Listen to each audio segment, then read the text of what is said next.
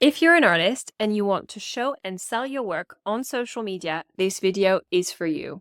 We're going to share some practical strategies to avoid wasting time on social media and turn your followers into buyers. Tonight, we're going to talk about all things online marketing and answer some of your questions about showing your work online, selling your work online, and more. Okay, so getting started with your questions. If I want to sell online, is there any difference between setting an online shop in Squarespace or simply having your work with prices and then ask people to send a direct message, a DM on Instagram if they're interested? So yes, to start with, there is technically a difference. It's not the same. You can do one method, you could do the other method, or you can combine the two. The only thing is you need to make sure that it's practical for you and for your buyers.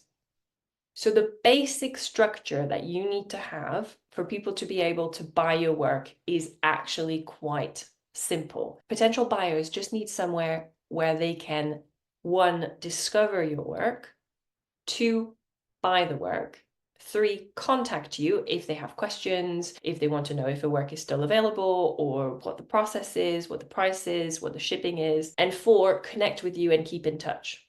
That's it. That's the basic structure that you need. So you just need those four elements. So your question fundamentally is, how do people buy? Do they buy through a shop on your site or do they buy through Instagram? And again, you can do both. You can do either. I have personally bought work in every possible means imaginable. I have bought through an artist website, through a marketplace like Artsy. I have bought through direct message many times. I have contacted artists myself and said, hey, I'd like to commission a work from you. What's the process? I've contacted artists via direct message to ask if a work was still available. So you can do any of these. Just make sure that you know what you want to do and that you make the process crystal clear for potential buyers so they know what they have to do. So you need to make sure that you've got a process in place that's actually sustainable for you, and that if somebody inquires or if somebody buys online, then you can take action quickly and you can reply to them. So if you are going to do everything through Instagram, then they discover your work in an Instagram post. And then you need to tell them in the body of the post. So in the caption, you need to say this work is available for sale. This is the price. This is how to buy. So you'd either say, send me an Instagram direct message or send me an email. So then they would need to purchase a work to send you a message, say, hey, I'd be interested in this. How they would actually go on to pay is typically, if you're based in the UK, you'd send them your sort code saying, please pay money into this account. Obviously, we never either send other people money when they're talking about buying your work, or we never ever give them our banking information, in the sense that we never ever give people our banking logins. Okay, this is how people get scammed. What we do is say, hey, the price of the work is, for instance, £250, and then you take the conversation further by saying, please pay the money into this account. When I've received the money, then I will send you the work within X amount of days. And then to keep in touch, they would simply follow your Instagram. So those are the 4 steps if you were selling through Instagram posts and direct messages.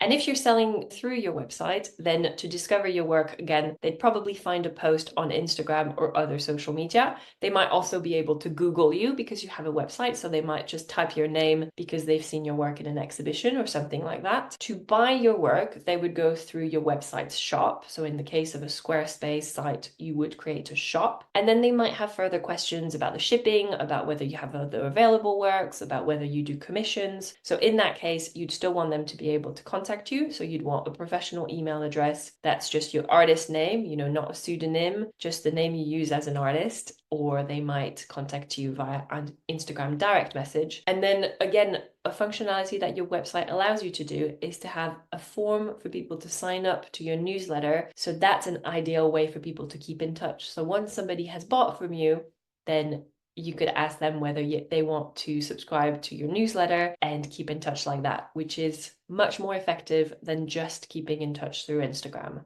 Why I recommend not just doing Instagram, but also having a website is on Instagram, all your followers won't see all your posts because of Instagram's algorithm, 100% of your followers won't see 100% of your posts 100% of the time. So if you have a way to contact them directly, like an email, and you have a regular newsletter, then you can be in touch with people more easily. Because of the way Instagram works, if you're growing your following exclusively on Instagram and the only way that people have to buy is through Instagram, it's like building a house on rented land. So if, God forbid, you lost your login information, you were hacked, if, God forbid, tomorrow Instagram is not the art world's favorite platform, then this following that you've built doesn't belong to you. It belongs to Instagram. So that's why absolutely start with an Instagram while you're building your website. But don't stop when you started growing a following on social media, on any social media platform, including Instagram. Don't stop there. Have your own website, have your own mailing list, because those emails, they belong to you. They're your contacts, versus if your followers are exclusively on Instagram, you depend on Instagram to get in touch with those people. And the other thing is, a shop allows people to buy directly or just browse, have a look at the price, availability, process, scroll through different works before they have to inquire. Don't underestimate how people can actually be shy about asking about buying a work, about asking if it's available, about the price. So just the fact of having a shop, while they still might buy the work through Instagram and they might still contact you in a direct message, just the fact of having the shop and having your prices listed there is a great way for people to just browse and have a look in their own time in a way that might feel more comfortable to them than reaching out directly. So again, while you can start with Instagram, having your own website gives you more control over your message, and having a shop on your website also gives people the opportunity to browse and buy without having to ask. So to conclude, whatever you do, whether you decide to have a shop on your website or to start by just posting an available work saying, hey, it's available, this is the price, and then discussing it over direct message with somebody. Whatever you do, don't make them jump through hoops. Make the process as crystal clear and as easy for them as possible. Thank you for watching this video. To watch the full 1-hour video and get our step-by-step advice, then click the link below to join the Art Ladder today.